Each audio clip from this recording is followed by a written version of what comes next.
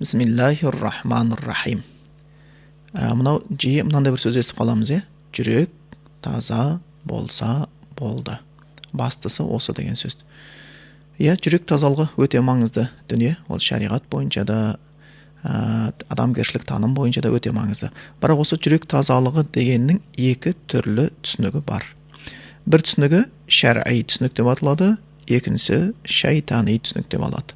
Шәрғи түсінік дегеніміз сенің жүрегінің тазалығы, яғни ертең Аллахтың алдына барған кезде илля ман аталлаха биқалбин салим дейді ғой. Кім Аллахтың алдына сау жүрекпен келген болатын болса, иманы толық, іші өтірікке емес, екіжүзділікке емес, осында бір нәрсеге толмаған таза жүрекпен келген болатын болса, онда Аллахтың алдында оны ол құтқаратындығы айтылады. Енді бұл жердегі шәрғи түсінікте жүректің тазалығы адамды одан сайын Құдайға жақындататын тазалық болып есептелінеді. Аллахтан ұялтатын тазалық, Аллахты сүйгізетін тазалық, Аллахтан қорқатын тазалық болып есептелінеді екен. Бұны шәрғи тазалық дейміз. Бұл өте маңызды. Енді шайтани тазалық деген бар. Адамдар осы жерде кішкене алданып қалады.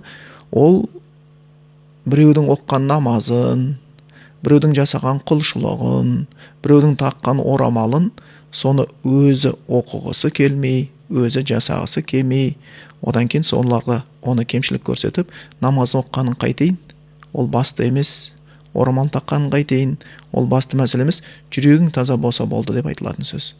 Бұны шайтани тазалық дейді. Өйткені бұл жердегі тазалық Құдайға жақындатып атқан жоқ, Құдайдан алыстатып жатыр. Одан кейін және негізгі мәселе адамның аласы ішінде, малдың аласы сыртында дейді ғой. Ол енді Аллахқа ғана мәлім дүние.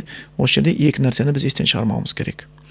Бірінші сенің жүрегің таза ма, таза емес пе, ол Аллахқа белгілі дүние.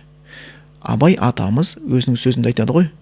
Жүрегімді байқасам, ине дейін таза емес, аршып алып тастауға апандағы саз емес, бәрі болды өзімнен, Құдайым салған наз емес дейді. Сондай ұлы толға бола тұрып, ол кісі жүрегін инедей таза емес десе, онда біз неяқта келіп, өзіміз жүрегімізді періштедей таза көруіміз біріншіден қателік болуы мүмкін. Екінші, жүрегі таза адамдар кімдер? Мысалға айтайық, пайғамбарлардың бәрі жүрегі таза. Олар үшін жүрегі кірі жоқ. Адамзат баласының асылдары, бірақ солардың жүрегім таза деп құлшылық қалдырып қойғанын көрмейміз. Олардың құлшылығы барша адамның құлшылығынан жоғары тұрады. Міне осы жердегі жүрек тазалығы, ол кәдімгідей тілге тиек ететін тазалық осы болып табылады екен. Сондықтан соны ажырата білуіміз керек. Егер жүрегім таза деп Құдайға жақындап жатқан болсаң, онда жақсы.